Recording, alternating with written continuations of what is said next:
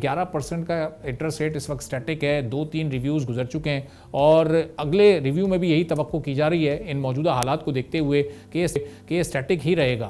तो अब इसका बिजनेस पर, बिजनेस एक्टिविटी पर, बिजनेस रेवेन्यू पर मनफी असर पड़ेगा या कोई असर नहीं पड़ेगा, या फिर कुछ पॉजिटिव आप देख रहे हैं आगे आई थिंक होता? बिजनेस एक्टिविटी तो चल रही है और इंटरेस्ट रेट जो है आपको पता है कि 110% जो है वो नीचे आया है। 11% जो 110 बेसिस पॉइंट नीचे आया है और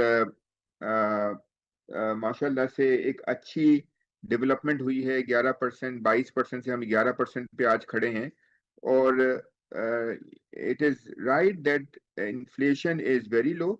जो पिछले अगर आप 3 महीने की इन्फ्लेशन देखें तो तकरीबन 4.25-4.5% के करीब रही है और इसके हिसाब से तो बहुत नीचे होना चाहिए इंटरेस्ट रेट।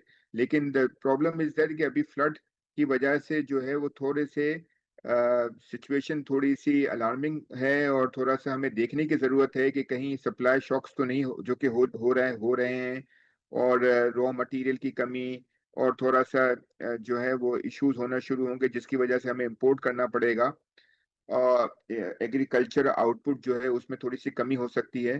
तो मेरा ख्याल से अभी हम इंटरेस्ट रेट अगर इस तरीके से यहीं पे रखें और थोड़े अरसे के बाद क्योंकि इन्फ्लेशन तो नीचे ही है, तो थोड़े अरसे के बाद अगर हम नीचे हो जाए तो भी कोई हर्ज नहीं होगा मेरे ख्याल से। बिजनेस जो है एक्टिविटी वो आप देखें, ऑटो सेक्टर में ग्रोथ हो रही है, सीमेंट सेक्टर में ग्रोथ हो रही है, फूड में ग्रोथ हो रही है और जो है पेट्रोलियम सेल्स में ग्रोथ हो रही है।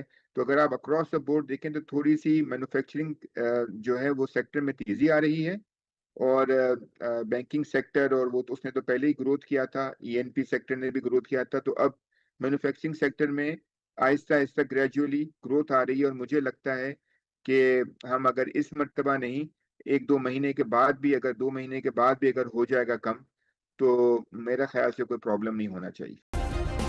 सब्सक्राइब करें और बेल दबाएं ताकि कोई खबर रह न जाए।